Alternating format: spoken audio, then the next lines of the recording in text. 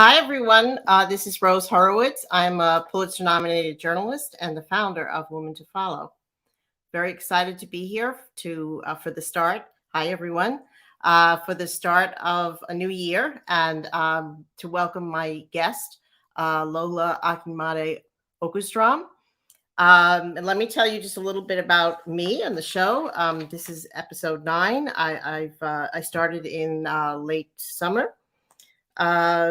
And I started in 2018, I started a Twitter trend with the hashtag Women to Follow. I'd seen how women are not represented on social media. And the idea of this hashtag is to amplify the women's voices on social media. So that was the hashtag that started it. And there were 12 million views in the first 2 weeks. And I kept going by writing different profiles of women in different fields. And then after the pandemic, I started producing 2 shows with Digimentors, which is headed by Sri Srinivasan. And then people started saying, well, why don't you do your own show? So here I am. Let me tell you a little more about my guest. Lola Akinmade Äkerstöm is an award-winning photographer and writer. And this year, and last year, she wrote her first novel, which is called In Every Mirror She's Black. So we're going to talk to her. Let me just first thank my producer, who I couldn't do the show without. So thank you so much, Stefan Kaplan. You can find him at Spin It Social on Twitter and other places, all his other platforms. And I'm very proud and excited to announce that I have a sponsor, which is Women in Technology International, or WITI as it's known. And it's about a 30-year organization. It's very big and has about 75,000 people who subscribe to their newsletter. They do different webinars and programs, and they just had their big conference, their annual conference, and we'll be learning more about them. So, and if you want to know more about them, please go to their website, which is witty.com. And now let me introduce Lola. Are you there? Hi, Lola. Yes, I am. Great to see you, Rose. Great to see you. Thanks so much for joining me. I'm glad we could find a time. You tell me how you are and how is your family. I know you took a really nice European chunk of vacation time, it sounded, or family time. So tell us how you are and how the family is. Thank you so much. I mean, it's gratefully we get 3, 4, 5 weeks vacation. So I was able to go to the US to spend some time with family. But now we're back in Sweden, and getting ready to start the new year. So nice. Did you go all around the States, or is your family on the East Coast, West Coast? So they're mostly on the East Coast, and then we popped over to Texas to see some more family there, but mostly on the East Coast. We kind of stayed, and we try not to move around too much as well, because of the pandemic being safe. So let's just staying with them. Okay. And how are things now in Sweden with this new variant? Yeah, I think it's like with everywhere else, right? It's just exploding. It's very contagious, and people are doing the best they can, to stay safe. But we'll just see. We're just all knocking on wood that 2022 brings some relief, right? We've been fighting this thing for 2 years now, so that's the prayer. Yeah, we're going to year 3, so here we are. Yeah, I know, right? I know, it's crazy. Crazy. Thank goodness there are things like StreamYard to help us connect. So, yes. So I wanted to ask you a little bit about how you came to write this book. You've been, won awards for your photography, which is amazing, and we'll hear more about that later. But tell us how you came to write your first novel.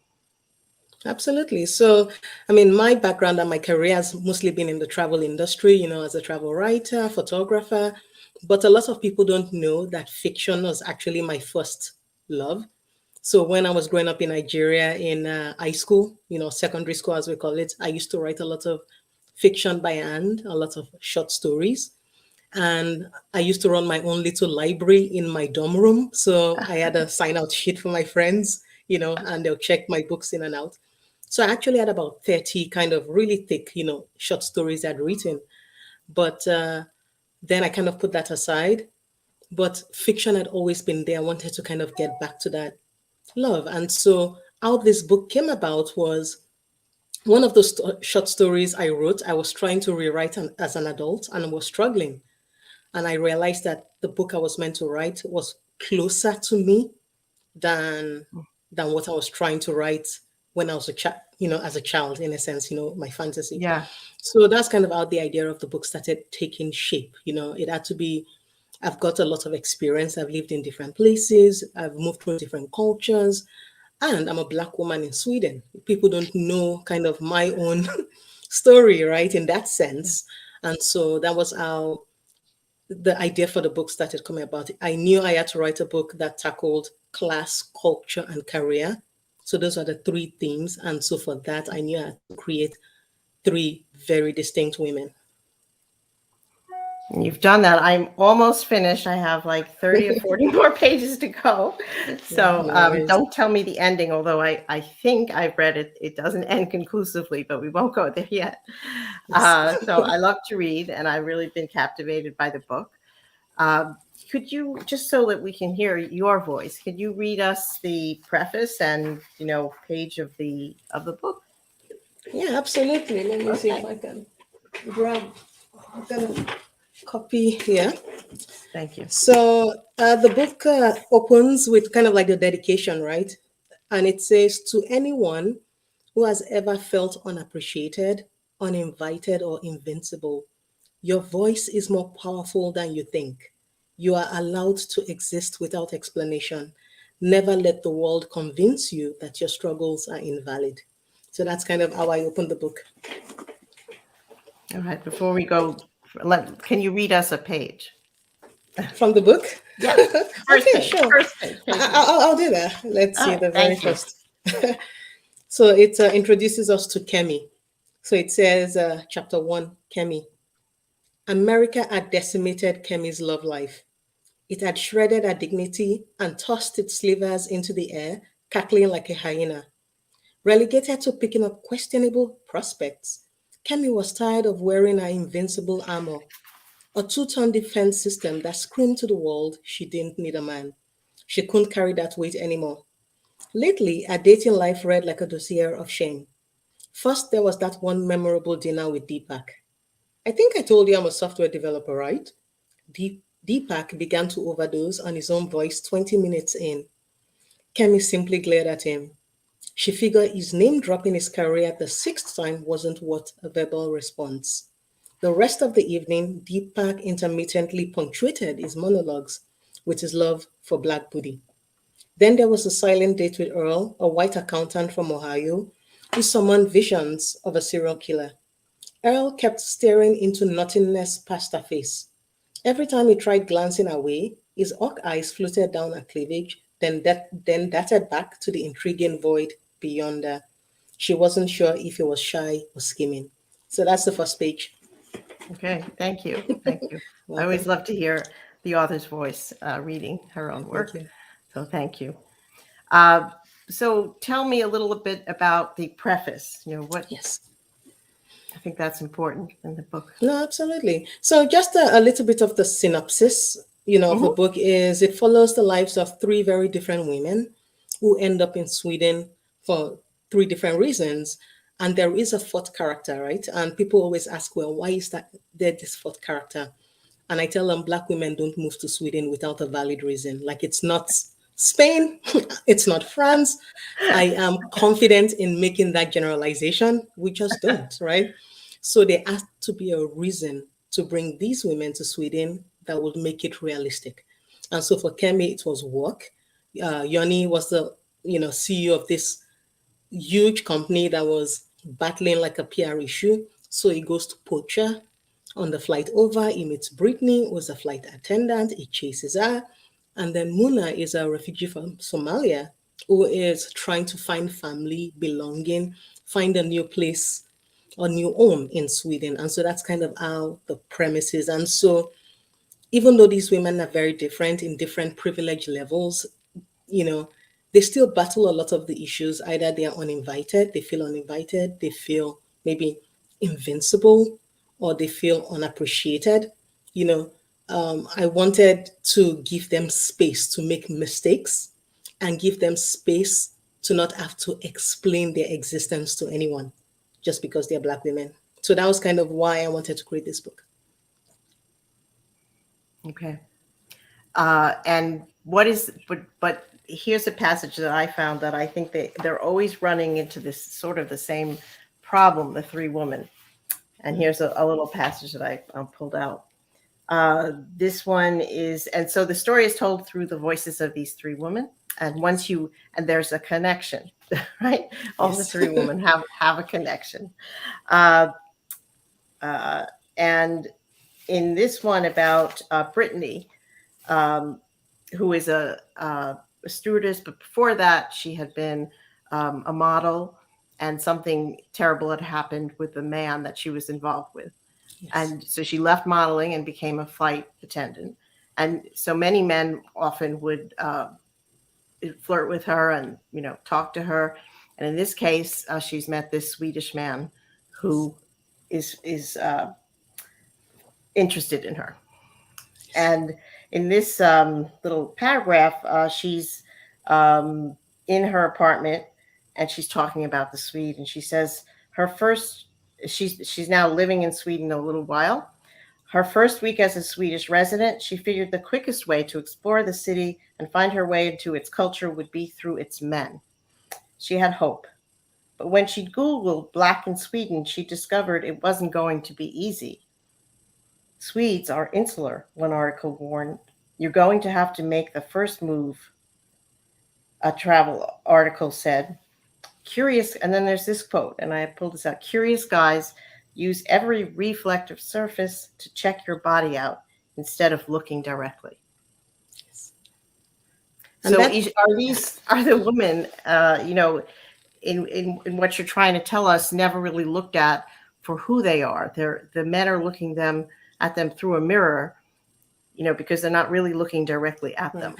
So that passage is actually from Kemi's section you pulled, because Brittany is. Me. Okay. Yeah, no, it's all right. It's married to Yoni. So that's Kemi's section. And what I was trying to say there is that being visible but invincible, right? So it's, being not seen or acknowledged for who you are, but at the same time, a section kind of objectifies in a way. So it's a very complicated feeling to be a Black woman where you're not visible, but at the same time you're invincible, and so I was trying to make that comment there. And I think after that line, I talk about, maybe at least in DC, where she was living, people came over and, hey, how are you doing? So I wanted to kind of play that mirror reflection theme there as well. So. Okay.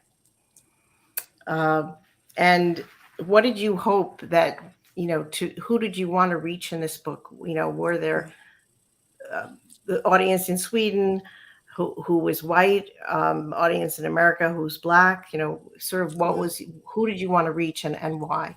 Okay, so this book actually, that is just one little theme the book tackles. The book actually tackles a lot of other things: racism, sexism, feminism, tokenism, all of that. And I wanted to, first of all, show that Black women have very different experiences. They're all individuals.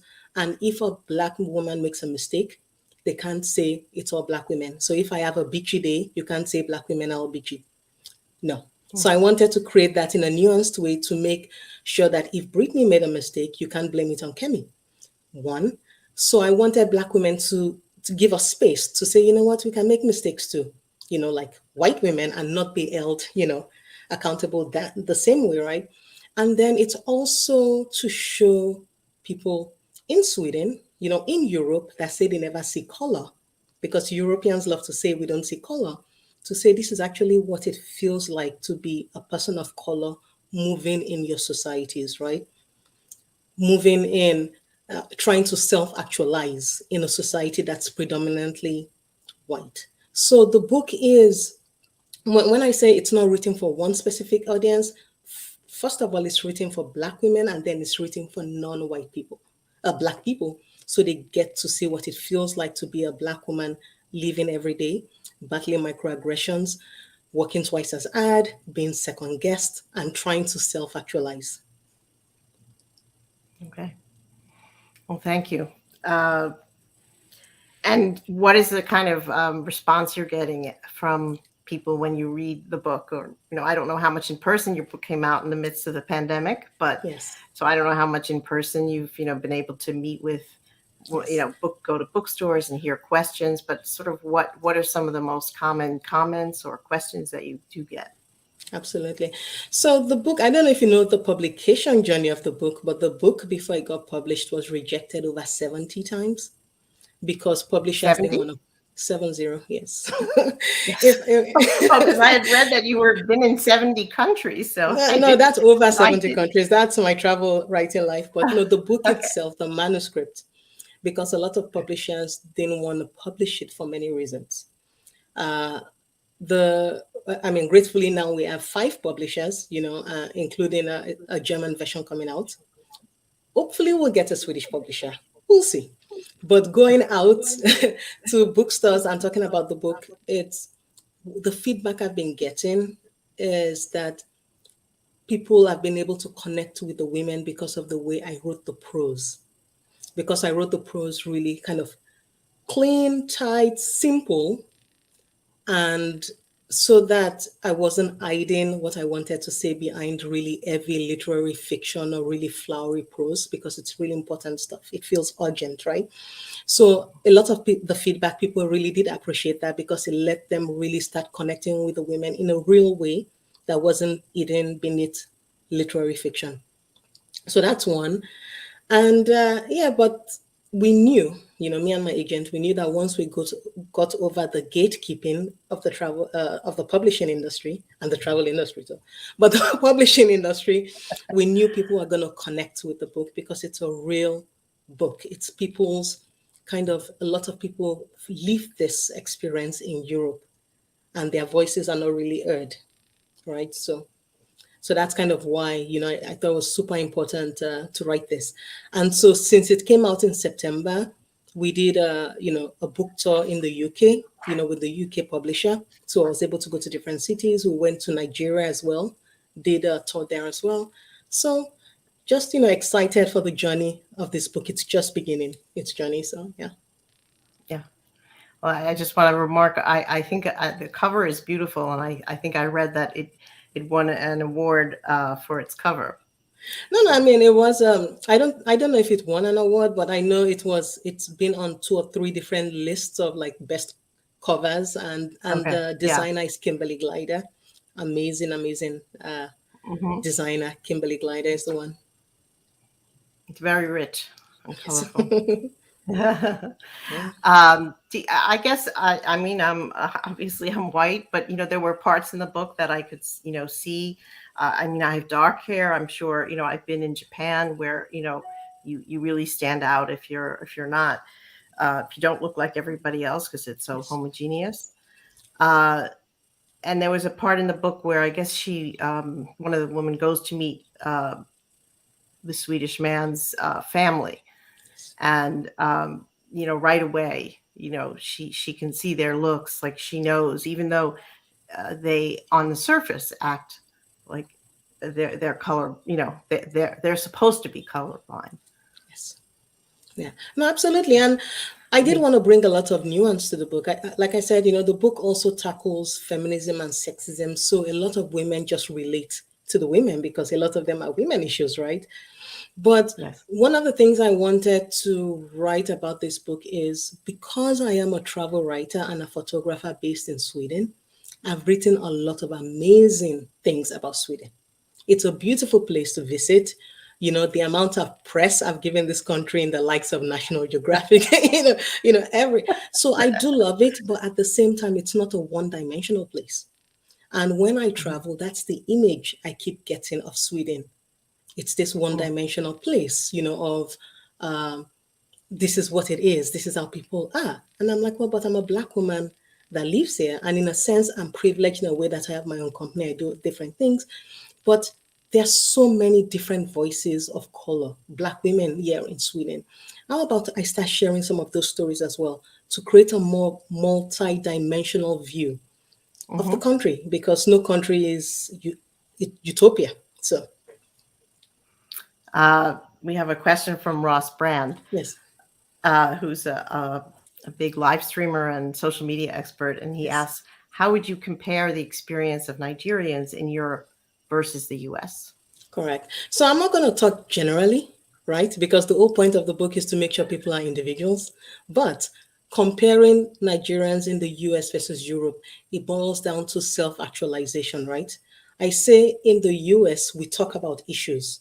There's still just rife racism in the US, but at least I could be like Oprah Winfrey if I wanted to in the US. In Europe, I could live a quiet, balanced, comfortable life in a corner. The minute I try to come out of that corner to become the CEO of Ericsson or IKEA, that's when the problem comes. And so that is where the issue lies, is you have to, it's almost like picking up poison, where do I want to live in a place where we talk about our issues, it's rife, it's heated, but at least we talk about them. We acknowledge each other versus just being somewhere where it's just, if we don't talk about it, then it doesn't exist and it's beautiful and we don't see color, so there's that, there's that. And you talk about the neutral colors of the way people furnish their homes, and in a way the landscape, where that it's a lot, there's a lot of beige that you talk about, at least. No, but that's gray. also specific to his character, right? So because the book before this, I've lived there for a long time, and the book before this is called Lagom, The Swedish Secret of Living Well. So I know kind of the cultural mindset a lot. I do have insight, and so I wanted to create a bit more, just a more multi-dimensional view of the place I call home as well. As well as tells really valid stories, from here as well. So I think we had a question. Somebody asked where they can get your book. So we have a ticker going by. Yeah, it's all over. It's on all the booksellers, and we're really grateful. It's on Amazon Editor's Pick. If you buy through bookshop.org, that supports independent booksellers. So, but the book is, it's out there and readily available. Yes. Okay. I remember that passage in the book about Oprah, because I think one of the characters is the one who's trying to get is brought to Sweden from her job in the States, where she's very successful marketing executive and has won some awards, and was recruited by this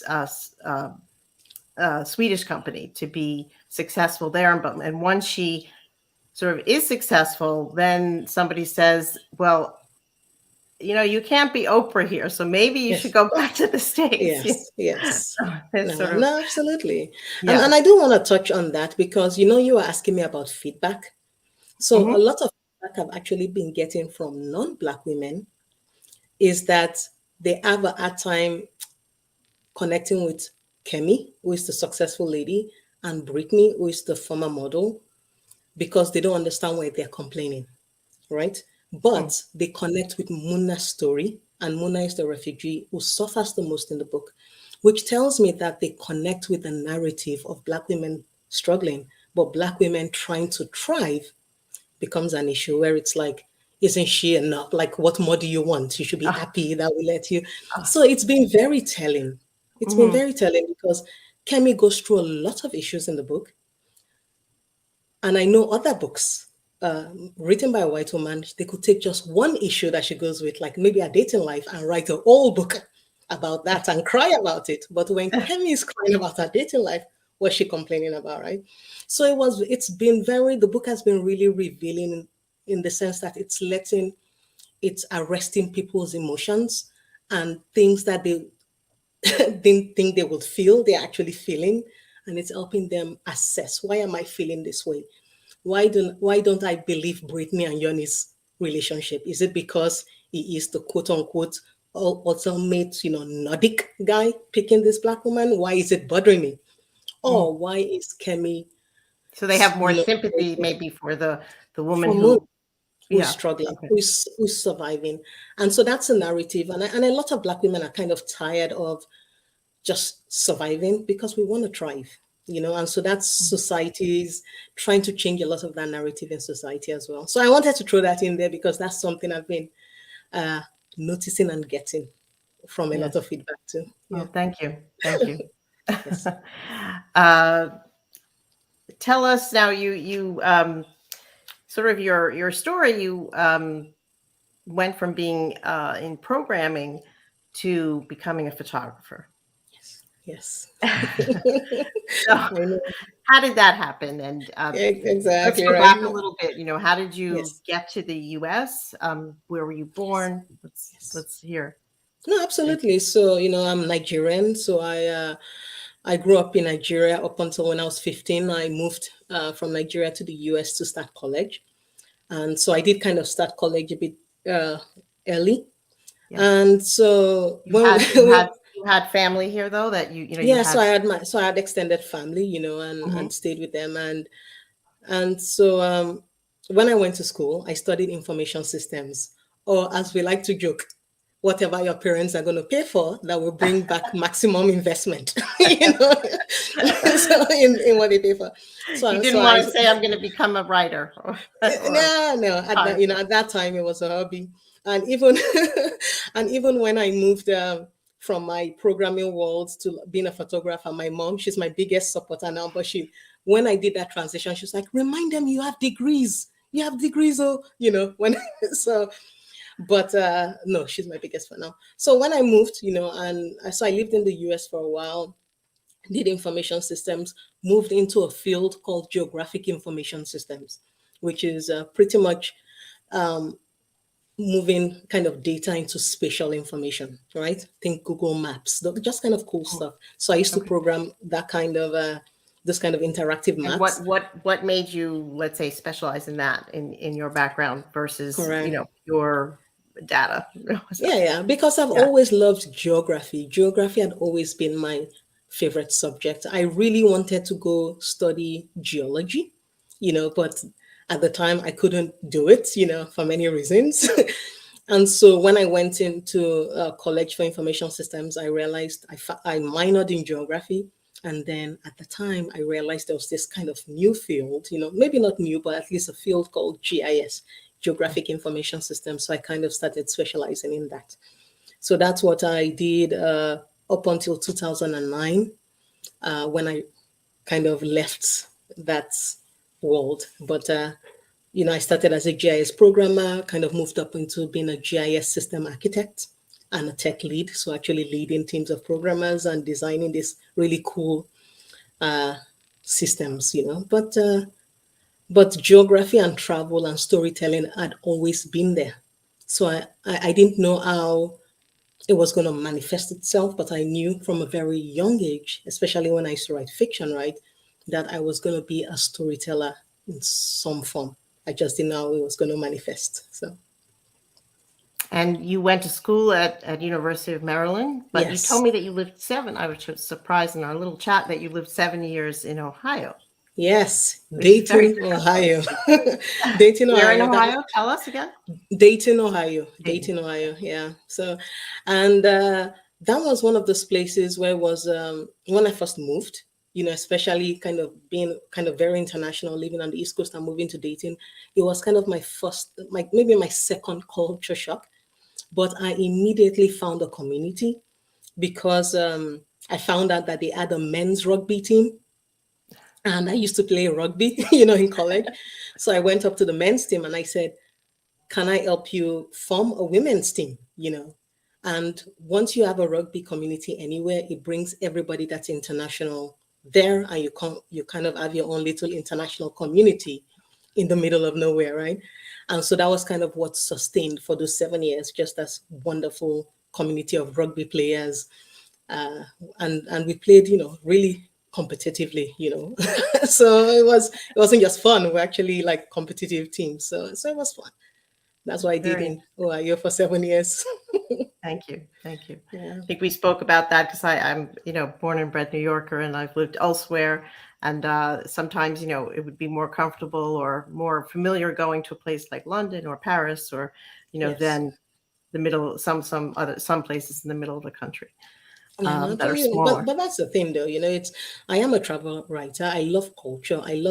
I'm a very curious person. So I'm a person that goes to a place and just finds a way to thrive there, right?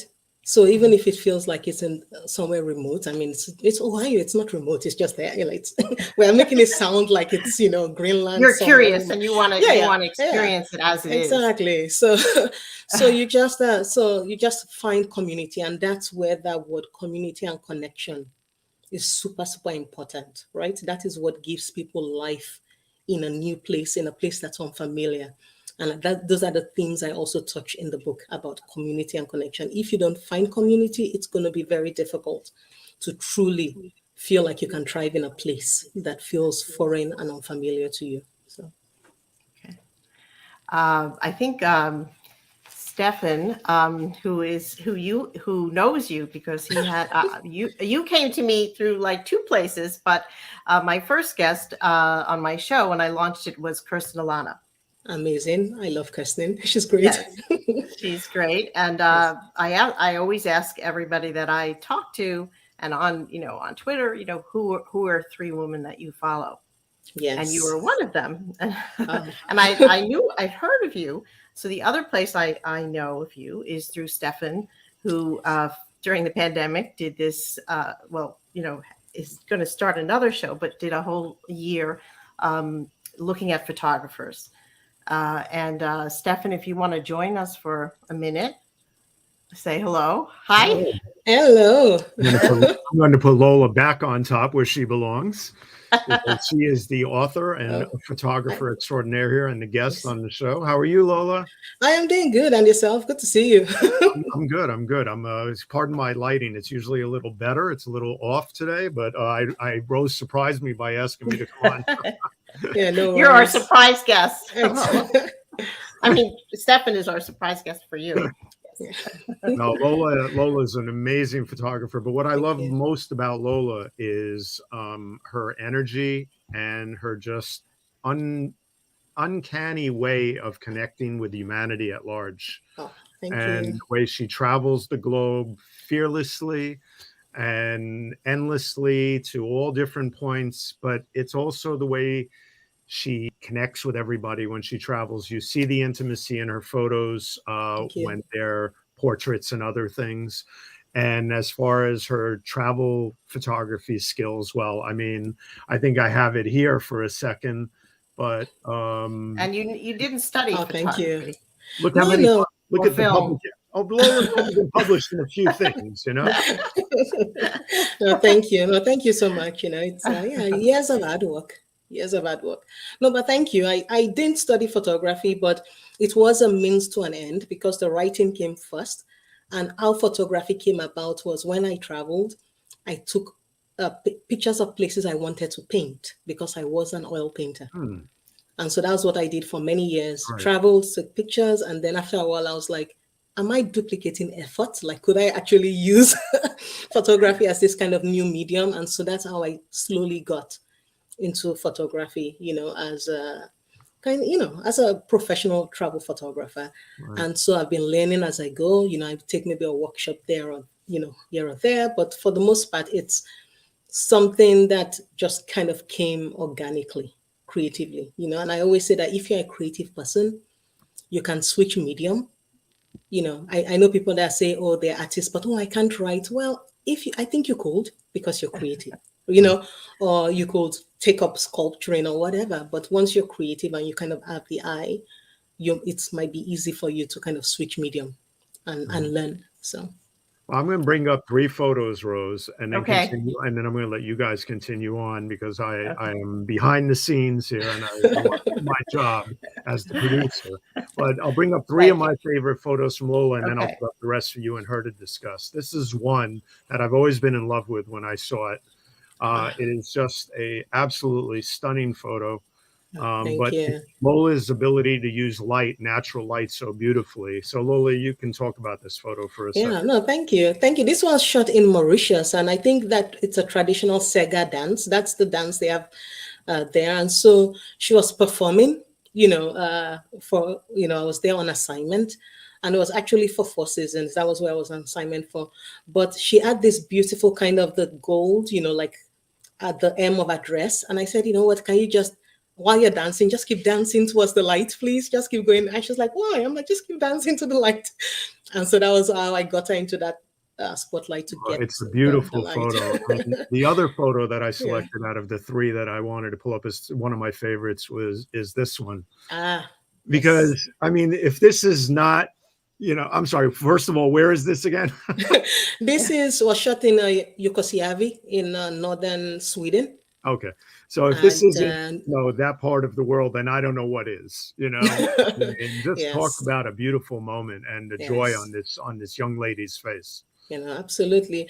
No, thank you. And this was an assignment for, I believe it was Korean Airlines. Oh. And I was there to write about as well as photograph the gakti. So that's what she's wearing, the traditional Sami attire. And the gakti is like your identification card. So it tells you down to the tribe kind of family level, the Sida level, that you're part of. And so this gakti she's wearing will let another Sami person know that she's from the northern kind of Norway part of Sapmi. Sapmi is the region that covers Sweden, Norway, Finland, and the Kola Peninsula in Russia. So the gakti she's wearing, will let them know which part of Sapmi she's from. Mm-hmm. But it was already pitch black, as you can see. So the only way I could kind of get really good light was it was a spot, just a lamp outside. So I told her to just kind of move closer to that lamp so I could use that lamp that was already there as a natural spotlight and not use flash. So that's kind of how you got this really, atmospheric feeling. Right. And one thing I didn't want to is beautiful too in that. And then the third photo I selected is one of my favorite portraits that you've done because the colors are just outstanding. And thank you. I just love this gentleman's face. I mean, it's just and plus it's a good segue, I think, for Rose. And then I'm going to pop off to talk to you soon about local purse. Yes. And all the work you do with all the crafts and artisans and stuff. So anyway, I'm going to say goodbye. I'm going to put that photo back up for you guys to talk about. Yes. Thank you. Thanks, Stefan. Let me just mention, because I think I didn't say all of your credits, but your work has, Lola's work has appeared in National Geographic, the New York Times, Travel and Leisure, BBC, CNN, The Guardian. Well, I guess Stefan is saying we have it all here. I say you can just sum it up in one line. She stays busy, so it's all right. You don't have to read everything. Okay. No, this was shot in Durban, South Africa. Mm-hmm. So this photo was there, and I was actually there on assignment with National Geographic and National Geographic Channel. So they were creating this vignette, like a 1-minute video, and I was the one in front of the camera. So they were following me around, as I was taking photos. And so why I really like this shot is, for me as a photographer who loves photographing people, it's about how close you can get to them, right? While they still feel a bit comfortable, And so with this shot, I was able to get really, really close. To kind of get this shot. I mean, I feel like I'm looking right at him. Yeah, he's about to kiss you. Yeah, he's that close to you. So, so get really close to him. Mm-hmm. Yes. And you really show something of his, that intensity, that seems like a kindness in his gaze, and and then all beautiful color around. I got my mom in there. Thank you. Oh. That's my mom just popping in to say hi. So thank you. Hi, thank you. I love you, Remy. Proud of you. Yeah, nice. And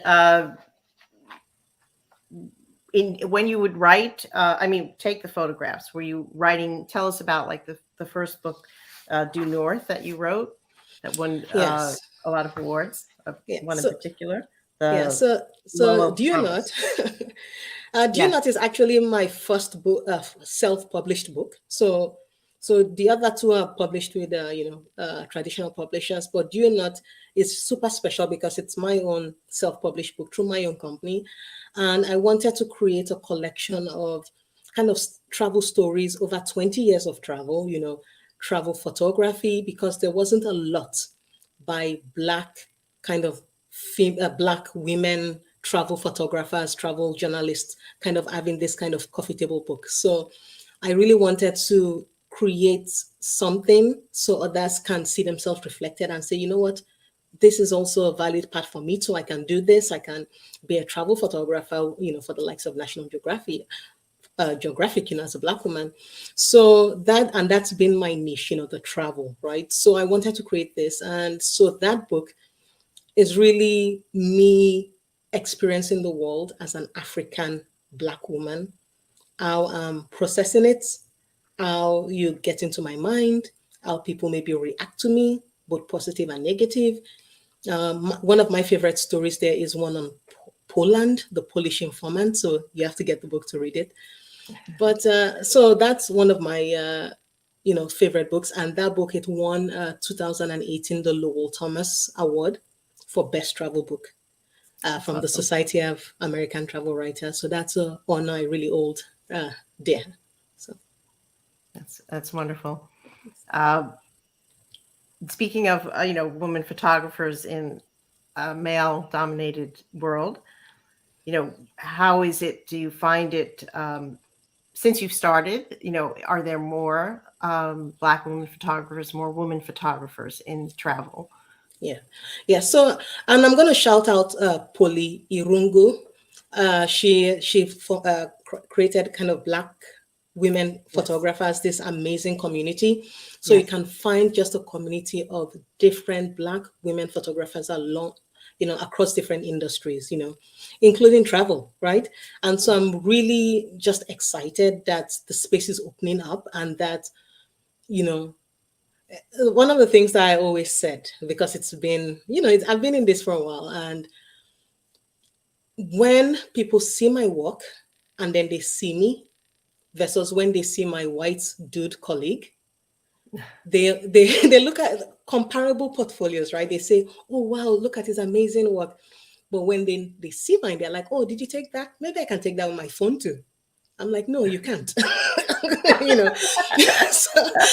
it's that. Thanks. That's amazing. That's a site. So check it out. Doing fantastic work. Yes, I know the site, and she's, Polly has done tremendous in 1 year. I know, right? It's amazing what she's done. She's incredible. And so there's no excuse now to say, well, we couldn't find, because there you have it. There's the receipts, right? So yes, there is a lot more. And I think it's also up to the editors, because when you think of a travel photographer, a lot of that stereotype is now chipping away. Because in the past, when you think of a travel photographer, it's like a white guy, maybe 35 to 45, maybe rugged, looked like he just came down Everest, delivered his photos and then went to pose for GQ. Like that's that image, of the past, right? Mm-hmm. And so I'm glad that a lot of that is being chipped away, because they're amazing photographers that have amazing, visual eyes, portfolios, and are not given the opportunity to share their work with the world. So I'm really glad that, now it's just opening up, and we're just discovering just some amazing photographers. I think what I've seen in your work is just incredible, diversity in terms of who you're looking at, and who you're bringing to the viewer. It's not necessarily somebody, the most striking, beautiful person, but really, as we saw in the photographs you showed us from northern Sweden. Yes. And here's one. Where is this taken? Yeah, this is from Lagos, Nigeria. And this guy is a tailor, so he just walks around. So if you're looking for what to sew, So if you see him and you've got something torn, you just call him over and he sews it, right? And so for me as a travel photographer, my work is to say, I see you, right? Through my work. And that's why if it feels like it's intimate or you're looking at the person, it's because I want you to see the person first, not what they do or where they are or where the environment. I want you to see the person first, right? This was in Uzbekistan as well. So, and I was taking a picture and she's like, you know what, can I take your picture? So she pulled out her cell phone and took my picture. And this is one of my favorite photos from a small community called Panuati in Nepal. And this is a farmer. And what I love about this is you see her right away, but there's just the pride and courage. She loves her work, right? She probably thrives in what she's doing. She's smiling and I don't know, there's just the energy she's giving off is contentment. And so that is one thing I always try to show is that just because somebody's living a certain way doesn't mean they're not happy or content, right?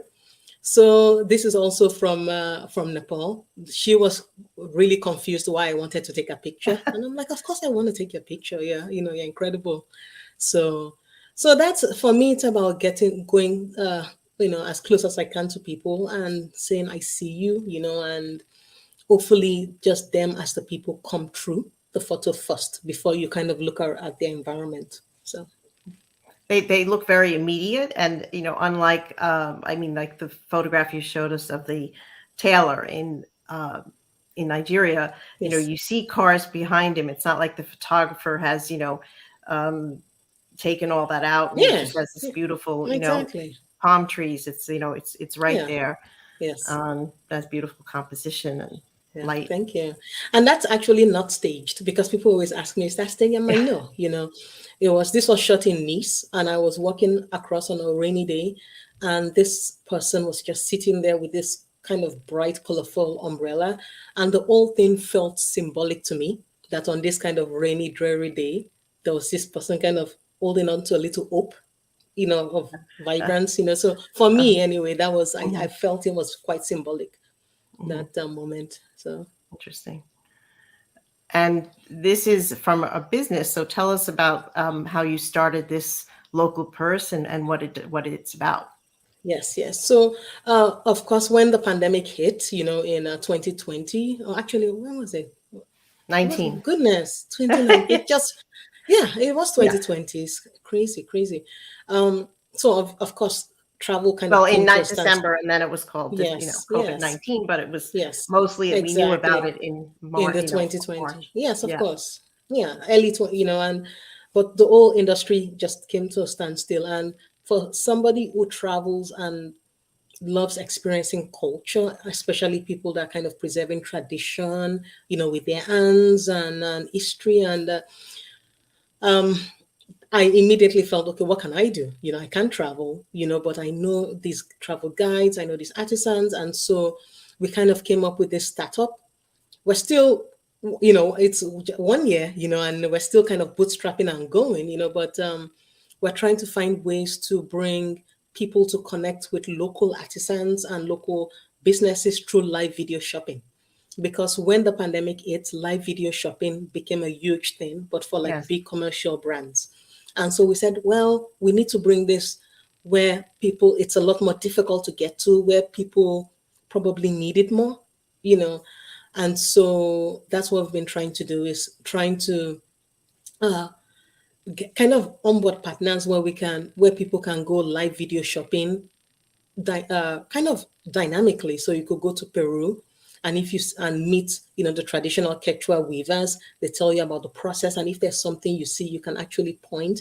And through our app, it's not an app actually, it's our platform, you can actually get the products photographed, the price, and then you can add it to your cart dynamically and shop it. So we've created all of that. So it's been wonderful to create the startup, but it's been very difficult because we're both two women of color founders in an investment landscape that does not invest into women of color. And so we already have a working MVP. It's well validated. 1 year later, we're still bootstrapping. So we're right now in the middle of fundraising to because for a startup, funds is your oxygen. So that's what we're doing this year, to really raise the funds so we can really put this kind of accelerate the way it deserves to accelerate. So that's where we are with Local Plus. I think in the U.S. it's only I think 7% of women get VC funding. It's less than that. It's actually less than that. For Black women, I think it's like 2% something. So well, that's higher, because in Europe it's like less than 1%. So it's okay. So well, not only do we have this idea that can really, really help revitalize communities, then we're battling headwinds, right? As well. So, but it's our hearts are in it. This is something we're doing for the long haul. So we're going to keep pushing, because it deserves to get the funding in it, so it can. Because think about it. I mean, this December we ran experiences like a group event in Lagos, Nigeria, and in Peru, in the valley, right? And in Lagos, Nigeria, that's a place where I love it. It's home. Not everybody is going to have the opportunity in their lifetime to go to Lagos, Nigeria. But through this live video shopping, we're able to take them through Lekki Arts and Crafts Market and meet artisans. It was great, right? And then after we're done in Lagos, we flipped over to Peru. And just that feeling of not only virtually traveling, but also connecting, because for me, it's about community and connection, right? Connecting with the artisans. You can see I'm passionate about this. Yes. So you can tell. Know the artisans, and you from here, you're doing it virtually. You're filming them. So it's actually live. Okay. So it's like you book the experience, and then you get the emails, and on the day of, kind of like you click the link and boom, you're in the platform. So you see the artisans, you meet your guide, you learn, if there are things you like, the guide takes a picture and the price, it sends it through the system. So it's recreating the idea that if you were to go to Lagos, you could be in this. Yes, exactly. Workshop. But also that it's making travel more accessible and equitable, right? Because even when we all start traveling again, it's not like we're going to, especially Americans, they're not going to automatically get 5 weeks of vacation. It's still the same 2 weeks, But with Local Plus, we're going to be able to expand the world and bring places that may be, difficult to get to you as well. And you get to meet people. And so it's an incredible initiative and startup, where our hearts are 100% in it. We're going to keep fundraising like crazy, to keep going. So that's it. But as you can tell, I am passionate about Local Plus. So. Well, it's really fascinating. So I hope that people watching the show will follow a Local Purse. Yes, and get involved. So. Yeah, and I have some ideas maybe of people you could try to reach. Okay, no worries. We can talk later. Yeah. Okay. And I guess tell me how it is that your paintings, informed your photos. Correct. I mean, and you saw the photos that you shared. They're kind of very vibrant and really like dark shadows and lots of colors. And that's because that's kind of what my eye sees, because I've been an oil painter for a long time. Oil paints are kind of really heavy, dense, rich, and vibrant. And so that's my visual voice that I think people see visually in the photos. And I think one of the things I always tell photographers, because I meet some amazing landscape photographers whose photos are technically perfect, but I don't know if it's Dave or Dylan or Daniel that took the photo, because it's so technically perfect. You don't find their voice. You don't see their voice as a photographer in the photo. But so it's always best to say, oh, that's that oversaturated photo by that photographer. I don't like it.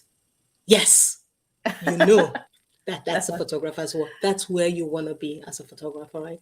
So that's what I talk about. Sets you apart in that, So that's what sets you apart, is that if people can at least recognize your style of photography. It doesn't have to be for everyone, but at least they know, oh yeah, I think it might be this photographer, or it reminds me of this photographer or that.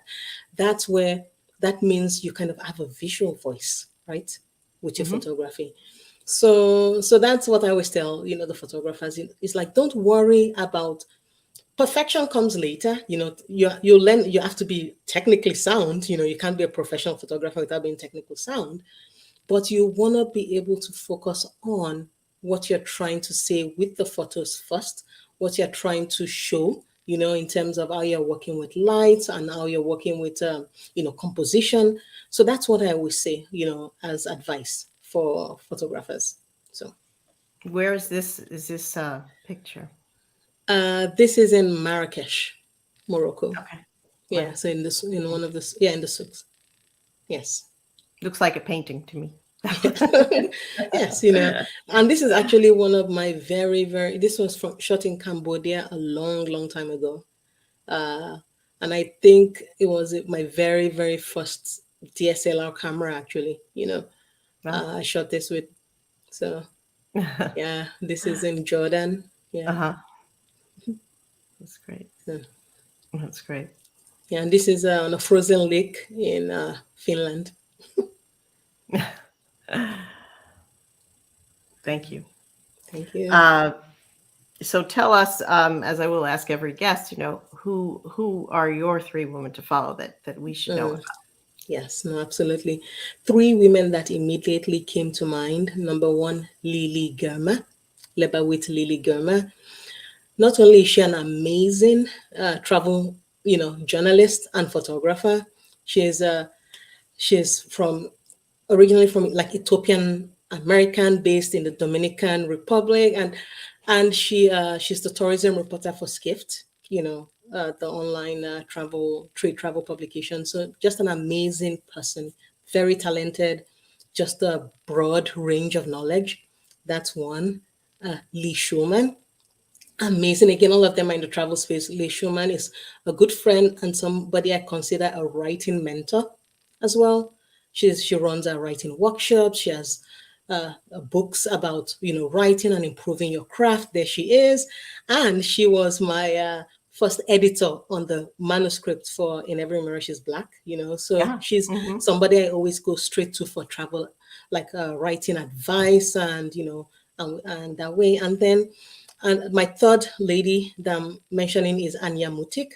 And Anya, she's just, again, an amazing travel journalist, written dozens of travel guides, based in Croatia, Croatian expat, like anything in the region, she's an expert. And, but she's just a really great, down to earth, grounded soul that that just connects with everyone she meets, when it comes to travel and understanding and creating and writing really nuanced travel stories. I mean, these 3 women, there's so many women I could mention, but Yes. those 3 right away just popped to mind as Okay. well. So Well, hopefully when I put out a tweet, I ask people to name those 3 women, we'll name another 3 women, and yes, we'll keep growing yes. this. Yes, and I think Anya, Ever the Nomad, she's maybe not as active on Twitter, but she's definitely quite active on Instagram. So okay, yes, where that's where we should find a lot of photographers. Right? Yes. And what do you see next ahead? Do you see another book? Do you see when we can travel more photography? Where let's say, where are you in the next year or 2 years? Who knows how the world will be? Yeah. Where do you see yourself? Yeah, I just want to keep staying healthy, and I think that's number 1. So that's a priority number 1. No, but I think keep doing what makes what keeps me passionate, right? So anything that has to do with cultural connection and storytelling and writing as well, photography, the startup for sure, but I think anything that still ties to my purpose, which is really cultural connection and fighting isolation and exclusion, that actually is my purpose. And that's what I do in everything I do, is to what can I do that can bring us closer together? Because when we isolate or exclude, it's because we don't want to understand each other. So everything I think is still going to kind of revolve around that. With the novel, I'm writing this, a part two, I'm writing Ah, more books, so there's just a lot you think we'll that, see the same characters? yes, because once you get to the end, you understand why you have to see the same characters. Okay. But no, but I'm really grateful that, you know, I think as a storyteller or as somebody that does lots of creative things, I think it's been trusting the process of your transition and evolution of the next stage of your life, you know. And I always say that don't worry about staying relevant, worry about your natural evolution to the next stage, because you cannot bring everybody that started with you to the next stage. You cannot talk to the same audience that you talked to maybe when you were younger. So you have to trust that process and not compare, and just keep traveling your own unique path as a storyteller, as a creative. And I think that's what I'm grateful I've done, all these years. And I hope to see more of, just keep trusting my own path and evolving gradually and naturally on it, along it. So Thank you. thank you. And as you became a mother, did that change how you were telling stories and what you saw? Yes. I think becoming a mother is what really pushed me to really, really start talking about the things that didn't want to be talked about in Sweden. Okay. Because my daughter is also a Black woman. She's gonna Yeah. become, even though she's mixed, she is a Black woman, right? So, and for me, the privilege is I can always go. If I want to go back to the US, sure. If I want to go to Nigeria, sure. But I need to make sure that she, as a Swede, feels fully Swedish in her own country, even if she's a woman, even though she's a woman of color. And so that's I started informing the way I talk about the culture and about the things that maybe won't allow others to thrive fully.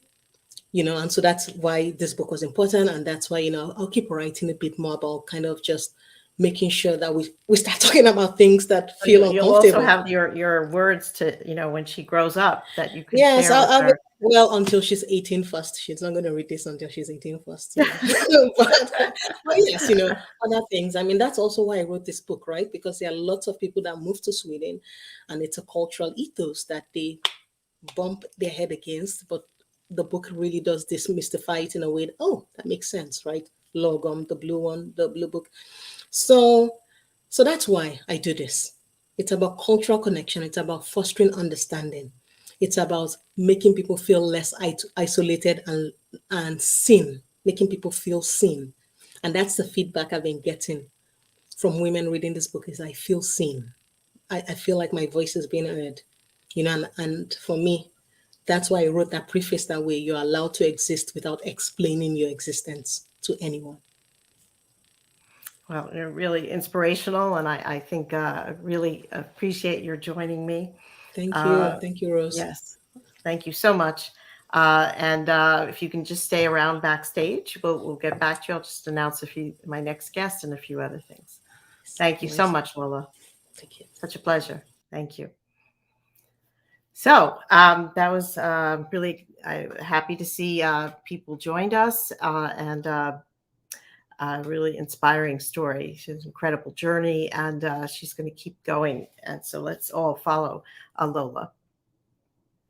In 2 weeks, I'm going to have my next guest, who is Laura. Do we have her card? Yes, Laura Gassner Otting, who is an entrepreneur, author, and speaker. And she's the author of a book called Limitless: How to Ignore Everybody, Carve Your Own Path, and Live Your Best Life. And she's also the founder of a group that she helps consult. It's a consulting group and business group called Limitless Possibility, and a TEDx speaker. I'm very excited to speak to her. I met her through somebody else in Twitter on a space, social audio. And I want to introduce Sri's next, for those who follow Sri, and everybody should. His next show is going to be with Aaron Morrison, who is writes for the Associated Press on race and ethnicity. So that's Sunday at 8:30. And my producer, Stefan, is going to do a spin on his Spin It Social Hour, and going to shift a little bit to talk about social media for social good. And his first guest is going to be Tim McDonald, who's an awesome guy that everybody loves to meet, and really very brave, and can't wait. He's a stage 4 colon cancer thriver, as he calls himself, and really looking forward to that show. So thank you so much, everybody, for joining me, and I will see you in 2 weeks. Thank you.